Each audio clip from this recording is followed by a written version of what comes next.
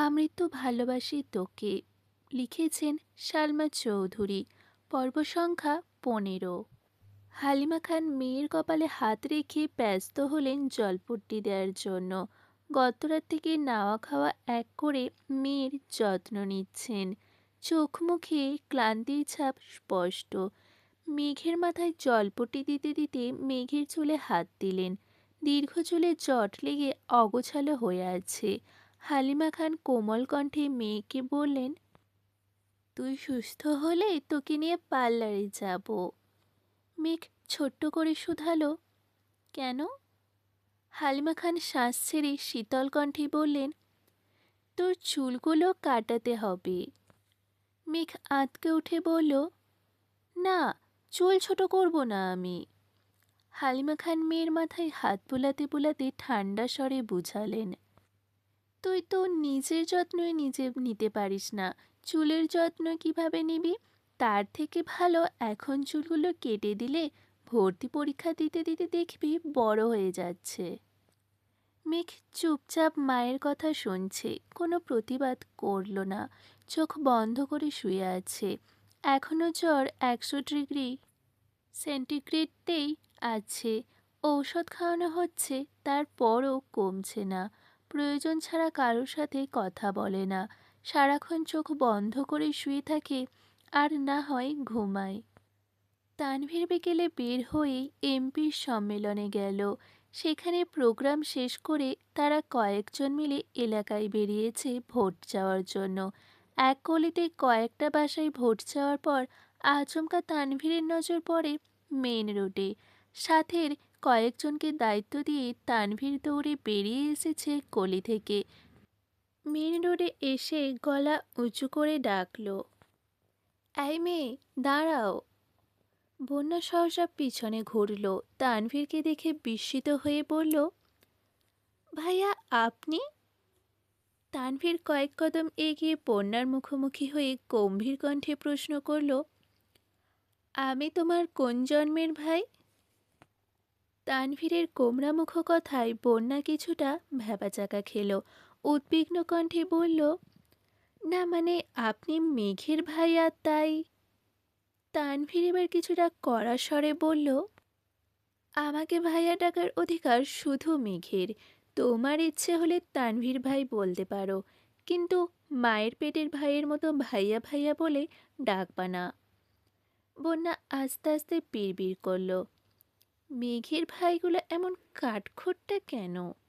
এতদিন শুধু মেঘের মুখেই শুনতাম, এখন দেখি সত্যি সত্যি। তানভীর টিস্যু দিয়ে নাক মুছে ছোট্ট করে শুধালো, কোথায় যাওয়া হচ্ছিল? বন্যা তটস্থ হয়ে বলল, ফুচকা খেতে। বন্যা পুনরায় স্বাভাবিক কণ্ঠে প্রশ্ন করল, আপনি এখানে কেন ভাইয়া? প্রশ্ন শেষ করার আগেই চোখ পড়ল তানভীরের দিকে। তানভীর তীক্ষ্ণ দৃষ্টিতে চেয়ে আছে। বন্যা ঢোক গিলে ছোট্ট করে বলল, সরি তানভীর ভাই। তানভীর মুচকি হেসে উত্তর দিল, সামনেই নির্বাচন, তাই ভোট চাইতে এসেছিলাম। বন্যা নিরুত্তের কণ্ঠে বলল, ও। তানভীর কপাল কুঁচকে বলল, এভাবে রিয়্যাক্ট করলে কেন? আমাদের এমপিকে কি পছন্দ না? ভোট দিবা না? বন্যা আতঙ্কিত হয়ে তাকালো তানভীরের দিকে। ডানে বামে মাথা নাড়িয়ে বলল, না না, তেমন কোনো বিষয় না। তাছাড়া আমি তো ভোটারই হইনি। তানভীর বিরক্তি নিয়ে বলল, তাতে কি হয়েছে? তোমার আব্বু আম্মু বড় বোন তো আছে, তারা তো ভোটার। যেভাবে রিয়াকশন দিচ্ছ মনে হচ্ছে গোষ্ঠীর কাউকে ভোট দিতে দেবে না। বন্যা মুখ ফুলিয়ে শ্বাস ছেড়ে আস্তে করে বলল, আপনাদের এমপিকেই ভোট দিতে বলবো।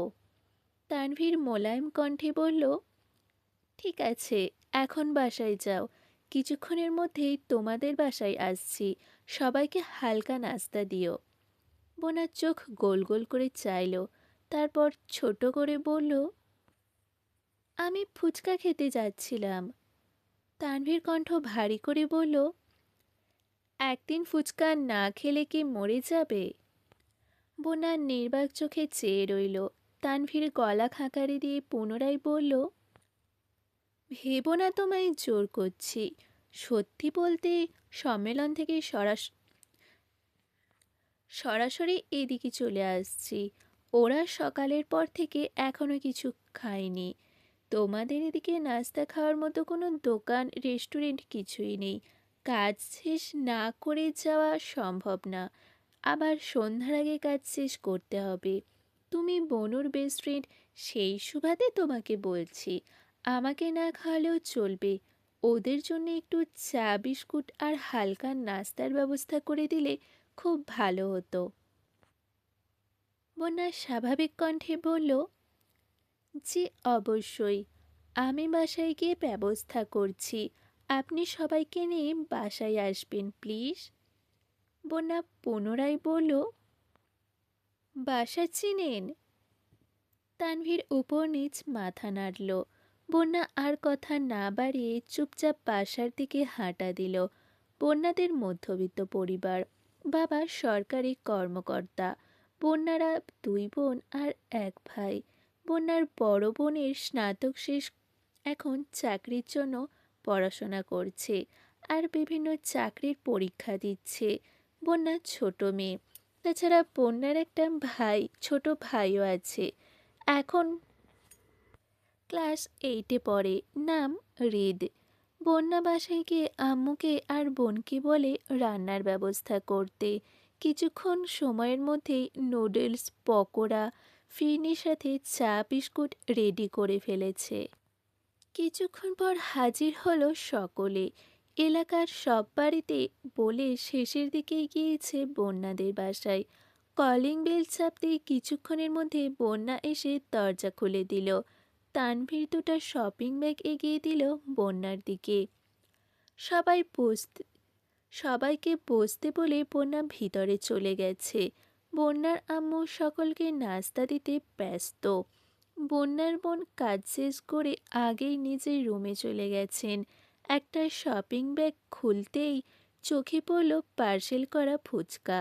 বন্যা আশ্চর্য নয়নে তাকিয়ে আছে আর বিড়বিড় করে বলছে, তানভীর ভাই আমার জন্য ফুচকা এনেছেন? উনি কবে থেকে এত ভালো মানুষ হলেন? তারপর দ্বিতীয় শপিং ব্যাগ খুলে দেখল এতে আপেল, মালটা, আরও কী কী ফল।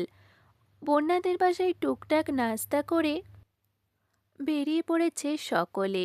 বন্যা রান্নাঘর থেকে বেরিয়ে মায়ের সাথে মেন গেট পর্যন্ত এসে দাঁড়িয়েছে। তানভীর হাসি মুখে বন্যার মায়ের থেকে বিদায় নিল। তারপর বন্যার দিকে চেয়ে স্বাভাবিক কণ্ঠে বলল, তোমার বান্ধবী অসুস্থ, খোঁজ নিও ওর, আসছি।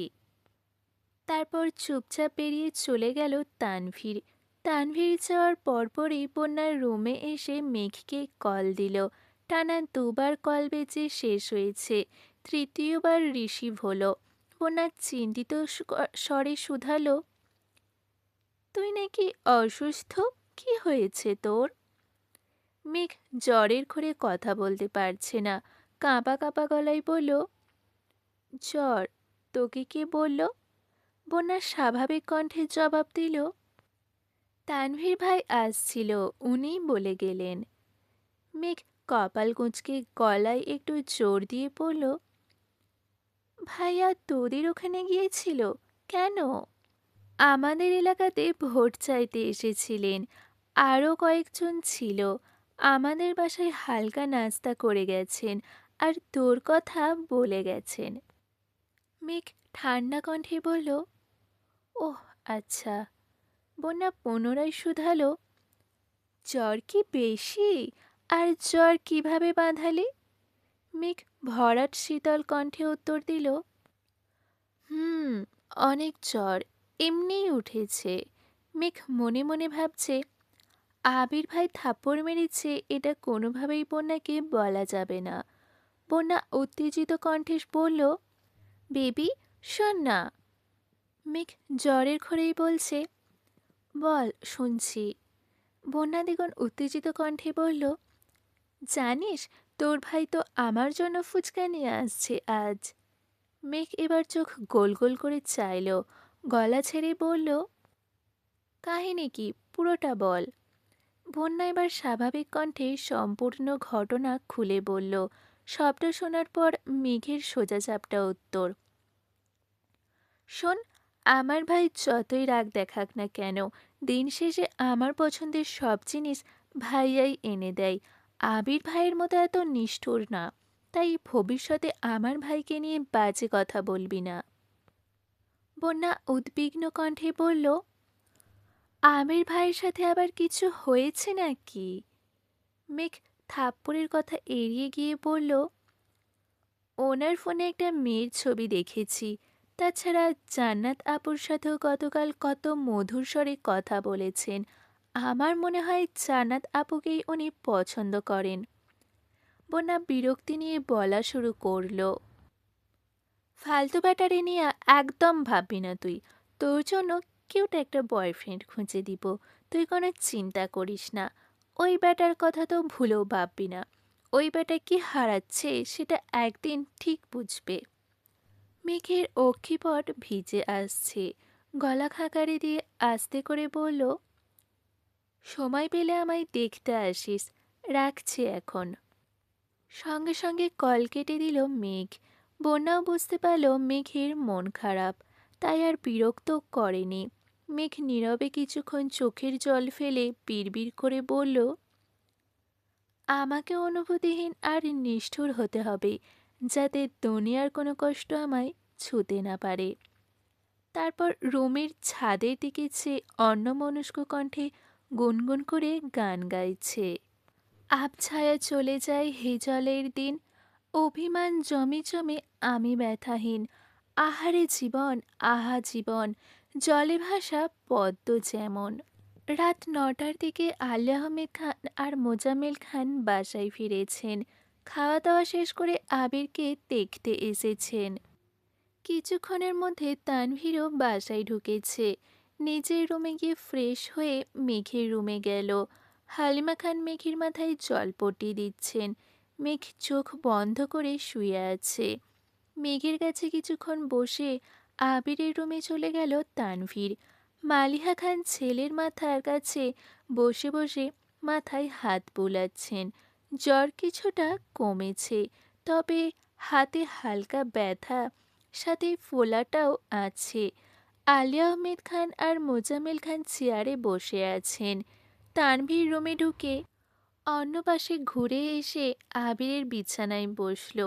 কপালে হাত দিয়ে তাপমাত্রা বোঝার চেষ্টা করল। আলী আহমেদ খান গম্ভীর কণ্ঠে বললেন, আবার কোথায় মারপিট করেছিলে?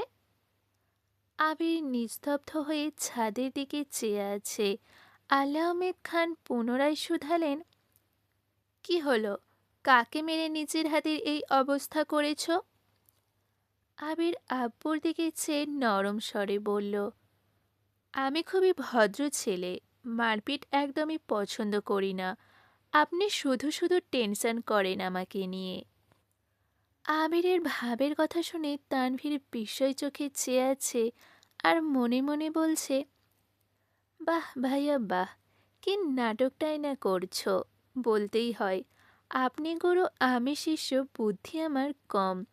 আপনি বুঝাইয়া দিলে বুঝিতে সক্ষম। মোজাম্মেল খান কঠিন স্বরে বলে উঠলেন, মারপিট যদি নাই করবা তাহলে এই অবস্থা হলো কেন শরীরের? আবির আমতা আমতা করে বলল, রাস্তায় কিসের সাথে ধাক্কা লেগে কেটে গেছিল। তানভীর মিটিমিটি হাসছে আর মনে মনে বিড়বিড় করছে, আহারে বেচারা ভাই আমার। আলী আহমেদ খান বিরক্তির স্বরে বললেন, আগেই বলেছিলাম বাইক না কিনতে। তিনটা প্রাইভেট কার থাকার পরও তোমাদের হয় না। আজকে যদি গাড়িতে চলাচল করতে, তাহলে বৃষ্টিতে ভিজতেও হতো না, হাতের এই অবস্থাও হতো না, আর এখন এভাবে জ্বরে পড়ে থাকতা না। শ্বাস ছেড়ে আবার বলা শুরু করলেন, ঠিকই তো, তোমার বন্ধু সেদিন এসে তোমার কোম্পানির ওপেনিং ডের ইনভাইটেশন দিয়ে গেল। তুমি আধমরা হয়ে পড়ে থাকলে ওপেন কে করবে? আবির ছোট্ট করে বলল, আমি করব। কপাল কুঁচকে আলী আহমেদ খান হুঙ্কার দিয়ে বললেন, এসব ভণ্ডামি বাদ দিয়ে কাজে মনোযোগ দাও। মারপিট করে জীবনে কিছুই করতে পারবা না, শুধু শত্রুর সংখ্যাই বাড়াবা। কোম্পানি শুরু করার অনুমতি চেয়েছো, অনুমতি দিয়েছি। এখন যদি কোম্পানির কাজের বাইরে নিজের মর্জি মতো চলো, তাহলে আমাকেও কঠোর হতে হবে, এই আমি বলে রাখলাম। মালিহা খান কোমল কণ্ঠে বললেন, ও তো বলল মারপিট করেনি। তোমার ছেলের বয়সটা আমিও পার করে এসেছি। কোন কারণে কি হতে পারে সে সম্পর্কে আমার সম্পূর্ণ ধারণা আছে। একটা সময় রাজনীতি আমিও করেছি। রাজনীতির জন্য কত কত জায়গায় আমিও মারপিট করেছি। কী লাভ হয়েছে তাতে? দিন শেষে সব ছেড়ে ব্যবসা শুরু করতে হয়েছে। তোমার ছেলেকে সময় থাকতেই বোঝাও এসব ঝামেলাতে না জড়িয়ে কাজে মন দিতে। আলিয়া আহমেদ খানের কথা শুনে আবির, তানভীর আর মালিহা খান তিনজনই বিস্ময়কর দৃষ্টিতে তাকিয়ে রইল। কিছুক্ষণ পর মালিহা খান নরম স্বরে বলে উঠলেন, আপনার রক্তই তো পেয়েছে। বড় আম্মুর কথা শুনে তানভীর ফিক করে হেসে উঠল। আলিয়া আহমেদ খান বিরক্ত হয়ে বললেন, তোমার ছেলেকে লাই দিয়ে দিয়ে মাথায় তুলছ। তুলো তুলো, আমার সমস্যা নেই। একদিন শুধু আমার কানে ওর মারপিটের খবর আসুক। কথা না শেষ করে রাগে ফুঁসতে ফুঁসতে চলে গেলেন আলী আহমেদ খান। তানভীর নিঃশব্দে হেসেই চলেছে। মোজাম্মেল খান কঠিন স্বরে বলে উঠলেন, এত হেসে লাভ নেই। রাজনীতি করার অনুমতি পেয়েছো বলে যা তা করে বেড়াবে তা কিন্তু সহ্য করব না আমরা। তোমাদের দুভাইকেই সাবধান করে দিচ্ছি, এই বাড়িতে থাকতে গেলে বাধ্য ছেলের মতোই থাকতে হবে। মোজাম্মেল খানও বেরিয়ে গেছেন। মালিহা খান ছেলের মাথায় হাত বুলাতে বুলাতে বললেন, তুই এত বছর বাহিরে ছিলি, এখানে কার সাথে ঝামেলা করিস? আবির কপাল কুঁচকে তাকালো মায়ের দিকে, কণ্ঠ ভারী করে বলল, আম্মা তুমি অন্তত এসব কথা বলো না। আমি মারপিট করিনি, এমনিই কেটে গেছে, এত চিন্তা করো না। আবির শ্বাস ছেড়ে আবার বলল, বিশ্বাস না করলে তোমার সামনে তানভীরকে জিজ্ঞেস করছি। কিরে তানভীর, আমি কি মারপিট করি? আবিরের এইরকম প্রশ্নে ভ্যাবাচাকা খেল তানভীর। কিছুটা নড়ে চড়ে হাসি চেপে বলল, না, একদমই না। ভাইয়ার মতো নিষ্পাপ একটা শিশু কি মারপিট করতে পারে? বড় আম্মু, তুমি শুধু শুধু চিন্তা করছো। মালিহা খান কিছু বলার আগেই আবির বলে উঠল, আম্মু তুমি এখন আব্বুর কাছে যাও। রাগে ফুঁসতেছে মনে হয়, তুমি ওনাকে সামলাও গিয়ে। আমি ঠিক আছি, সমস্যা হলে কল দিবনে। মালিহা খানও ছেলের কথা মতো বেরিয়ে মেঘকে দেখে নিচে চলে গেলেন। আবির মোলায়েম কণ্ঠে তানভীরকে শুধালো, মেঘ কেমন আছে? তানভীর স্বাভাবিকভাবেই উত্তর দিল, শরীরের তাপমাত্রা তো কমছে না, ঘুমাচ্ছে দেখে আসলাম। আম্মু বলল বিকেলে নাকি একটু কমেছিল জ্বর। আবিরের চেহারায় চিন্তিত ভাব স্পষ্ট বোঝা যাচ্ছে। তানভীর কিছুটা তপ্ত স্বরে বলল, নিজেকে আহত করে কী লাভ হলো? দিব্যি দুজন দুই রুমে পড়ে অসুস্থতায় ভুগতেছ। তুমি সুস্থ থাকলে তো বনুর কেয়ার করতে পারতা।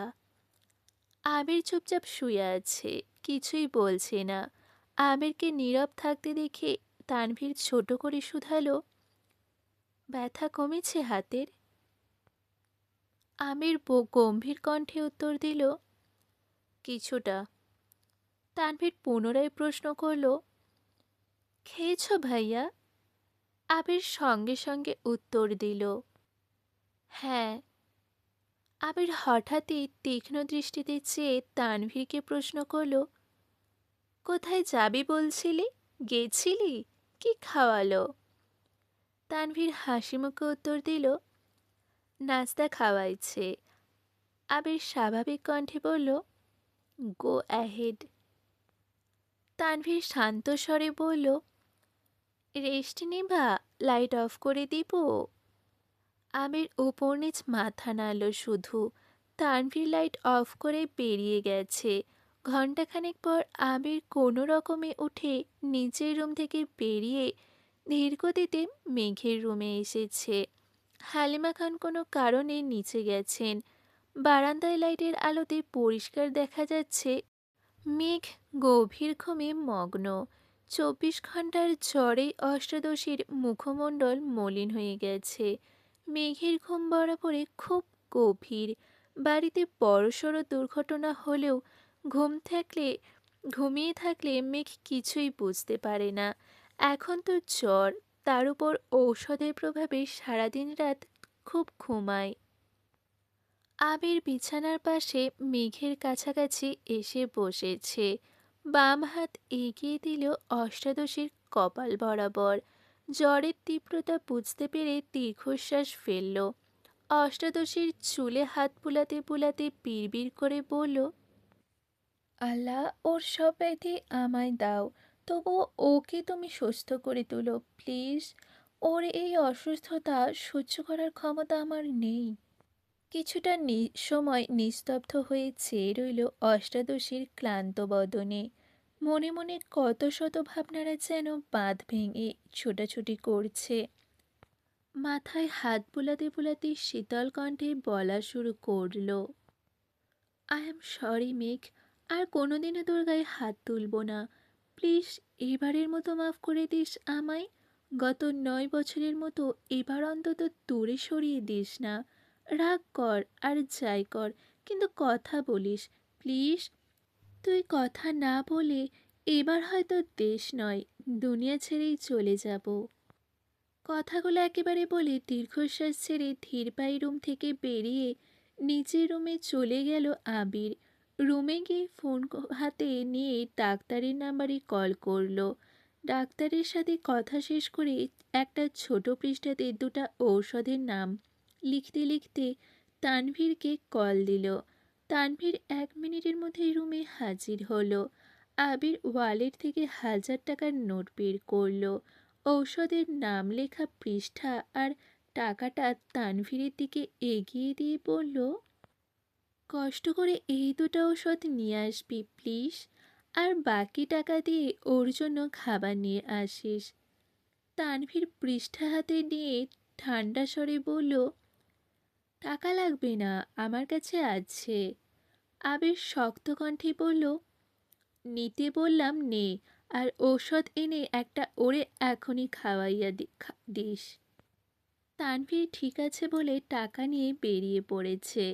আবির বিছানার সাথে হেলান দিয়ে বসে ফোনের ওয়ালপেপারে দেয়া মেঘের ছবিটা মনোযোগ দিয়ে দেখছে।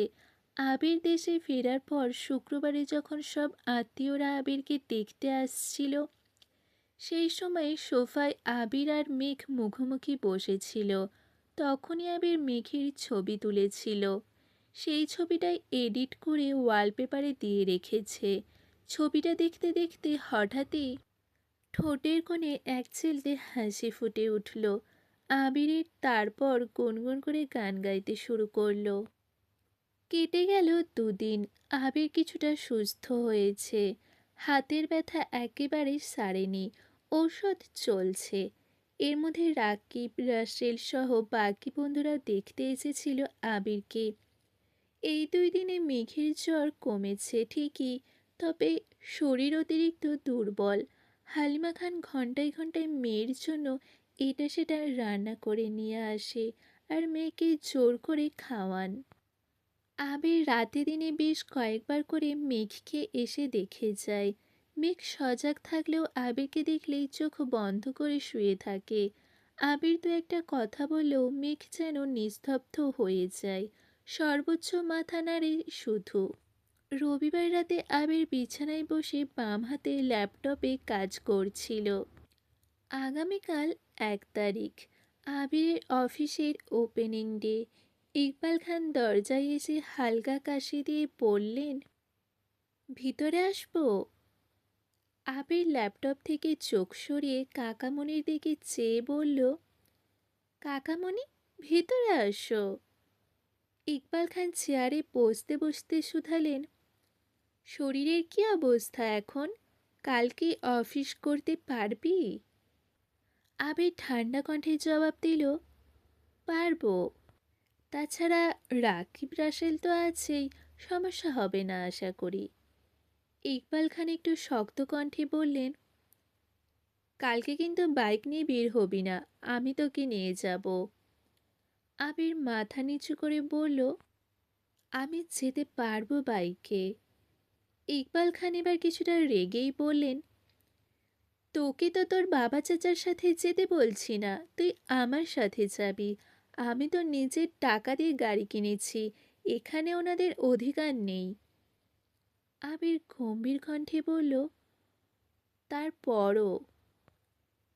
ইকবাল খান রাগান্বিত কণ্ঠে বলে উঠলেন, তারপরও বলতে কিছু নেই, তুই আমার সাথে যাবি, এটাই শেষ কথা।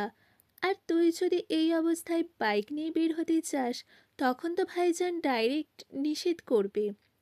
তখন তো বাবার আদেশ মানতে ঠিকই বাধ্য হবি। এত ঝামেলার দরকার নেই, তুই কাল আমার সাথে যাচ্ছিস, এটাই শেষ কথা। আবির দীর্ঘশ্বাস ছেড়ে বলল, ঠিক আছে। সোমবার সকাল সকাল আবির একেবারে পরিপাটি হয়ে রুম থেকে বের হয়ে মেঘের রুমে ঢুকল। ফিটফাট সুদর্শন আবির ভাইকে দেখে মেঘের বুকের ভেতর ধুকপুক শুরু হয়ে যাচ্ছে। মেঘ বিপুল চোখে তাকিয়ে নিজেকে নিজে প্রশ্ন করছে, ওনাকে এত ভালো লাগে কেন? দেখলেই যেন মনটা শান্তিতে ভরে যায়। আবির মেঘের কাছাকাছি এসে মোলায়েম কণ্ঠে শুধালো, বুঝতে পারবি? মেঘ নির্বাক তাকিয়ে রইল। কয়েক মুহূর্ত পর মাথা হেলিয়ে বোঝালো বসার জন্য। আবির মেঘের কাছাকাছি বসে ঠান্ডা হাতে মেঘের কপালে আলতো করে ছুঁতেই মেঘ কিছুটা কেঁপে উঠল। আবির চিন্তিত স্বরে বলল, জ্বর তো নেই, তারপরও চোখ মুখ এত শুকনো লাগছে কেন? খাস না কিছু? মেঘ কিছুই বলছে না। আবির পুনরায় বলল, বাহিরের কিছু খাবি? আসার সময় নিয়ে আসবো। মেঘ সঙ্গে সঙ্গে মাথা নেড়ে না করল। আবির উদগ্রীব হয়ে বলল, কি খাবি বল? রেস্টুরেন্টের খাবার? কেক, বিস্কিট, চানাচুর, চিপস, চকলেট, নাকি আইসক্রিম? মেঘ আস্তে করে বলল, কিছু খাবো না।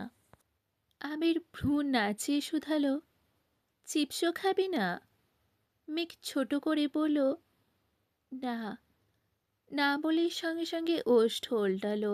আবির তীক্ষ্ণ দৃষ্টিতে চেয়ে দীর্ঘশ্বাস ছেড়ে বলল, আচ্ছা বাদ দে, আজ আমার নিজস্ব অফিসের প্রথম দিন, দোয়া করিস আমার জন্য।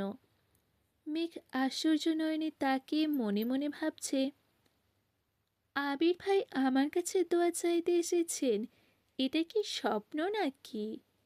মেঘ মন খারাপ সরিয়ে হাসি মুখে বলল, ফিয়ামানিল্লাহ, আপনার জন্য অনেক অনেক শুভকামনা রইল।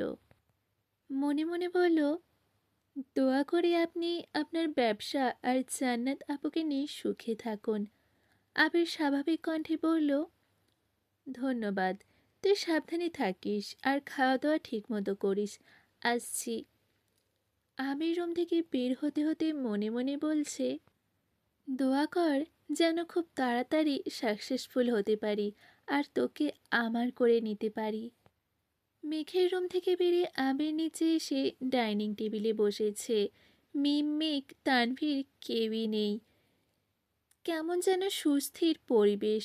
মিম বা মেঘ না থাকলে আদিও যেন চুপচাপ থাকে। অসুস্থতার কারণে ২-৩ দিন আবির রুমেই খেয়েছে, তাই তেমন কোনো কিছু উপলব্ধি করেনি। কিন্তু খাবার টেবিলে মেঘ নেই, এতেই যেন বুকটা কেঁপে উঠল আবিরের। তানভীর রুম থেকে রেডি হয়ে নামতে গেলে আকলিমা খান ডেকে বললেন, তানভীর, মিমকে একটু নিয়ে আয় তো। গত সপ্তাহে মিম উপরের রুমে শিফট হয়েছে, তবে এখনও মন তার নিচেই পড়ে থাকে। ক্ষণে ক্ষণে ভাইকে আর মাকে দেখতে ছুটে আবার উপরে আসলে মেঘের রুমে যায়, আবার নিচের নতুন রুমে গুছায়। তানভীর মিমের দরজায় এসে ডাকলো, মিম, খাবি না? মিম জবাব দিল, আসছি ভাইয়া। তানভীর এসে খেতে বসে কিছুক্ষণ পর মিমও এসেছে। মোজাম্মেল খান আমিরের দিকে তাকিয়ে বললেন, তুমি কি আজও বাইকে যাওয়ার চিন্তা ভাবনা করছো? আবির কিছু বলার আগে ইকবাল খান বলে উঠলেন, না না, আবির আমার সাথে যাবে। আলী আহমেদ খান গম্ভীর কণ্ঠে বললেন, সেই ভালো, তুই নিয়ে যাস। ওর তো আবার আমাদের সাথে আমাদের গাড়িতে চলাফেরা করতে সমস্যা। আবির চটজলদি খাওয়া শেষ করলো, যাওয়ার আগে স্বাভাবিক কণ্ঠে বলল, আপনারা টাইম মতো চলে আসবেন প্লিজ। তানভীরের দিকে চেয়ে বলল, তুই কি এখন যেতে পারবি? তানভীর হাসি মুখে মাথা নাড়ল।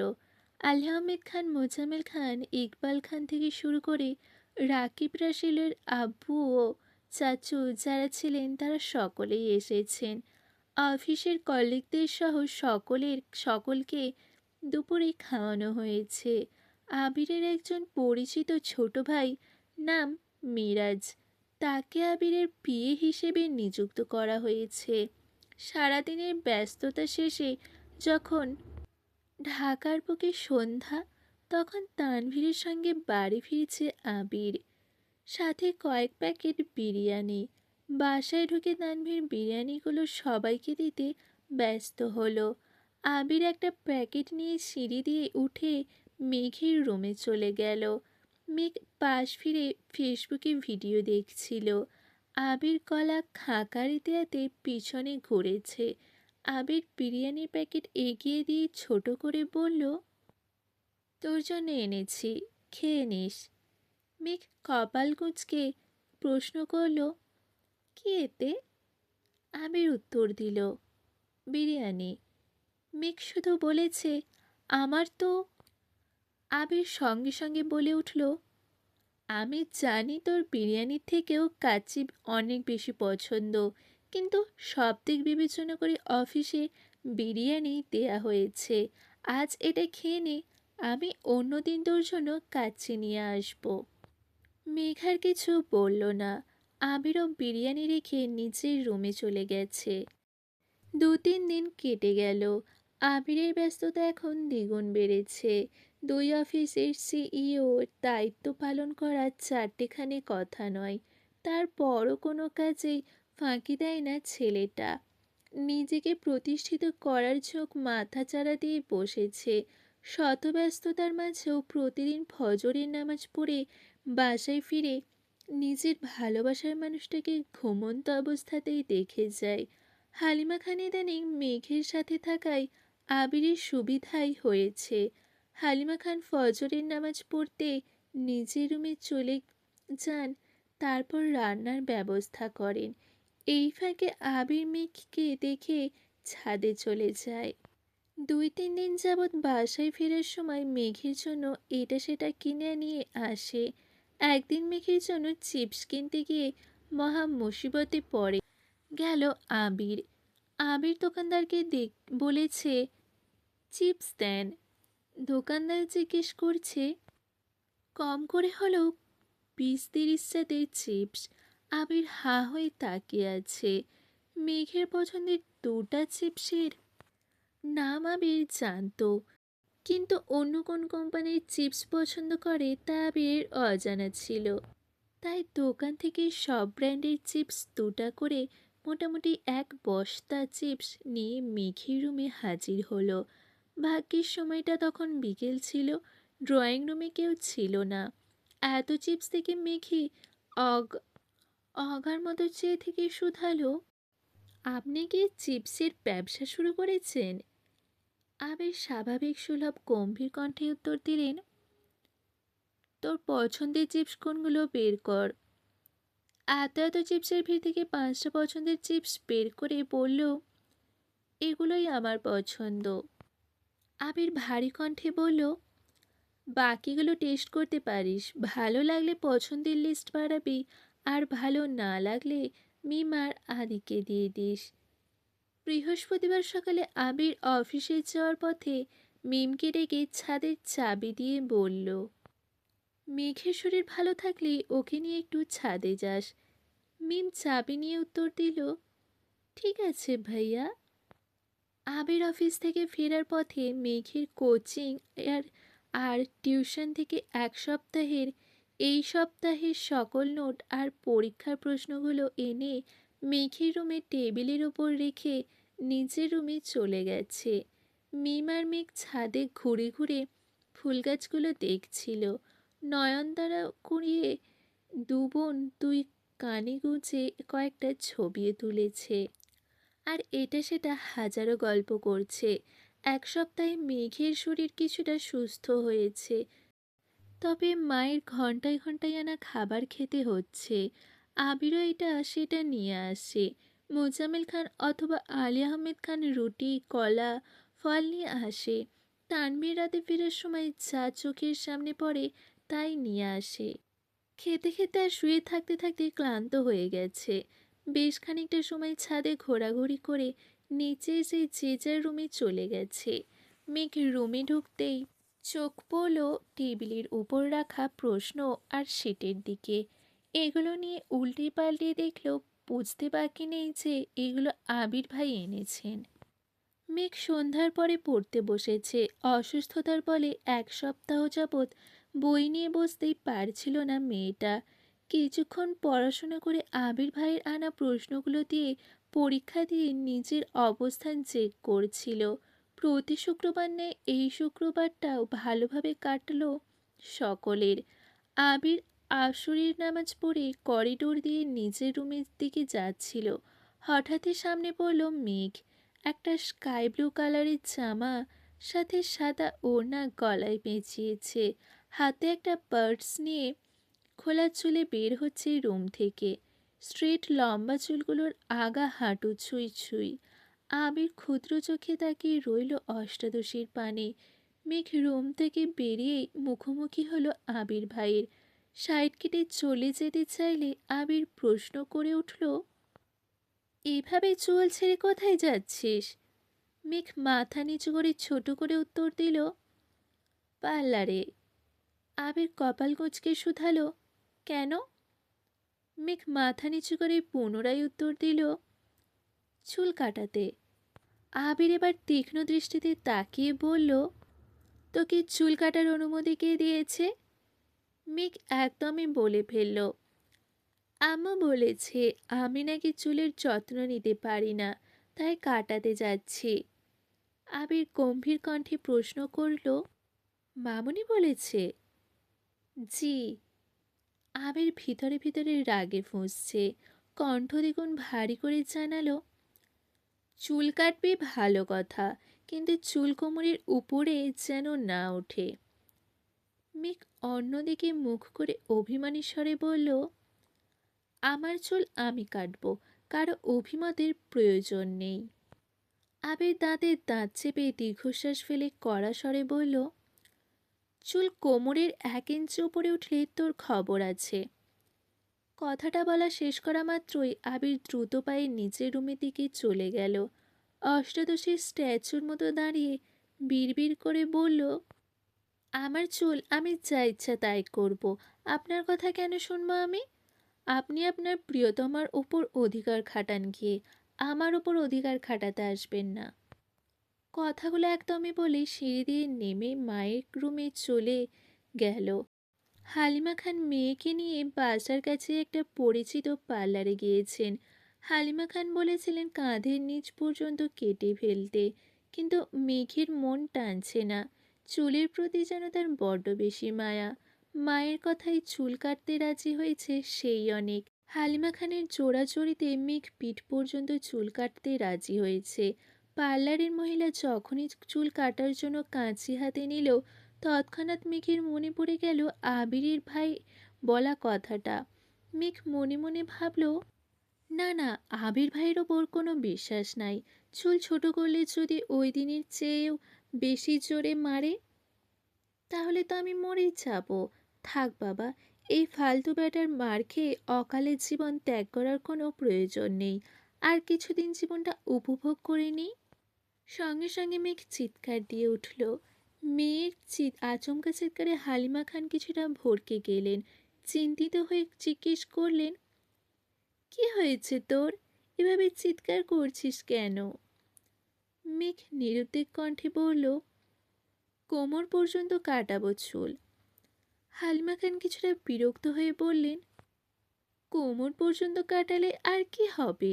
সেই তো বড়ই থাকবে।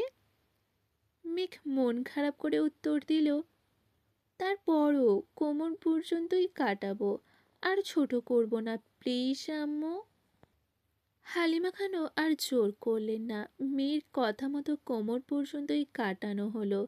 কাজ শেষ করে সন্ধ্যার আগে আগে বাসায় ফিরেছেন মা মেয়ে। আবির ড্রয়িং রুমে সোফায় বসে কফি খাচ্ছিল। কাউকে ঢুকতে দেখে চোখ তুলে এক পলক তাকালো।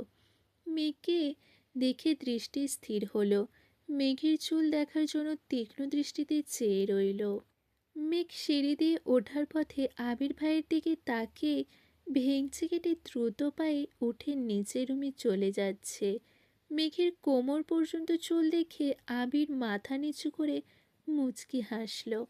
আবির কফি শেষ করে বাসা থেকে বেরিয়ে পড়েছে। প্রতি শুক্রবারের মতো মাগরিবের নামাজ পড়ে বন্ধুদের সাথে আড্ডা দিতে চলে গেছে। বাসায় ফিরতে ফিরতে 11টা বেজে গেছে। শনিবারে ডাইনিং টেবিলে নাস্তা করছিল সকলে। তখনই মেঘ নেমে আসছে। চঞ্চল পায়ের নূপুরের ঝনঝন শব্দে আবির চাইল সিঁড়িতে। চুল ছোট করাতে যেন অন্যরকম সুন্দর লাগছে তার অষ্টাদশীকে। কোমরে পড়া চুলগুলো হাঁটার সঙ্গে সঙ্গে এদিক সেদিক নড়ছে। আবির সঙ্গে সঙ্গে দৃষ্টি নামিয়ে খাওয়ায় মনোযোগ দিল। মেঘ কাছাকাছি আসতেই আলী আহমেদ খান প্রশ্ন করলেন, এখন শরীর কেমন? মেঘ একগাল হেসে উত্তর দিল, আলহামদুলিল্লাহ ভালো বড় আব্বু। তানভীর কয়েক সেকেন্ড তাকে প্রশ্ন করল, চুল কাটাইছিস নাকি? এবার যেন সকলের দৃষ্টি মেঘের চুলের দিকে গেল। কেউ কিছু বলল না। মেঘ ছোট করে উত্তর দিল, হ্যাঁ। তানভীর হুট করে বলে উঠল, ভালোই করেছিস, লম্বা চুলে তোকে শ্যাওড়া গাছের পেতনির মতো লাগে। কথাটা বলে তৎক্ষণাৎ আবির জিহবায় কামড় দিয়ে মাথা নিচু করে ফেলল। বাড়ির সকলে যেখানে আছে সেটা তানভীরের মনেই ছিল না। মেঘ গাল ফুলিয়ে শ্বাস ছেড়ে ভাইয়ের দিকে সূক্ষ্ম নজরে তাকিয়ে রইল। তারপর ভেঙচি কেটে চুপচাপ আবির ভাইয়ের বিপরীতে বসে নাস্তা খাওয়া শুরু করলো। মোজাম্মেল খান রাগী স্বরে বললেন, নিজের বোনকে পেতনির সাথে তুলনা করছো? বাহ! ততক্ষণে আলী আহমেদ খান খাবার শেষ করে উঠে গেছেন। ইকবাল খান হাসি মুখে বললেন, তানভীর মজা করে বলেছে, বাদ দাও তো ভাইয়া। মোজাম্মেল খান কঠিন স্বরে বললেন, আমার মেয়েকে নিয়ে কেউ যেন এরকম মজা আর না করে। আমার মেয়ের তুলনা শুধু পরীর সঙ্গেই সম্ভব। কথাটা বলে মোজাম্মেল খান রাগে ফুঁসতে ফুঁসতে চলে যাচ্ছেন। এদিকে বাবার কথায় খুশিতে মেঘ সশব্দে হেসে উঠল। বাবার যাওয়ার দিকে তাকে তানভীর বিড়বিড় করে বলল, পেতনি তো তবুও গাছে থাকে, পরী হয়ে কোন দেশ বিদেশে ঘুরবে তখন তো খোঁজও পাবে না। ইকবাল খান কিছুটা হেসে স্বাভাবিক কণ্ঠে বলল, ভাইয়ার সামনে এসব উল্টোপাল্টা মজা করিস না, এসব মজা ভাইয়া নিতে পারে না। তানভীরও আর কথা বাড়ালো না। ইকবাল খান খাবার খেয়ে উঠে পড়েছেন। আবির যেন নীরব দর্শক। এক হাতে ফোনে কি চেক করছেন, অন্য হাতে খাবার খাচ্ছেন। মেঘ মনোযোগ দিয়ে খাবার খেতে ব্যস্ত।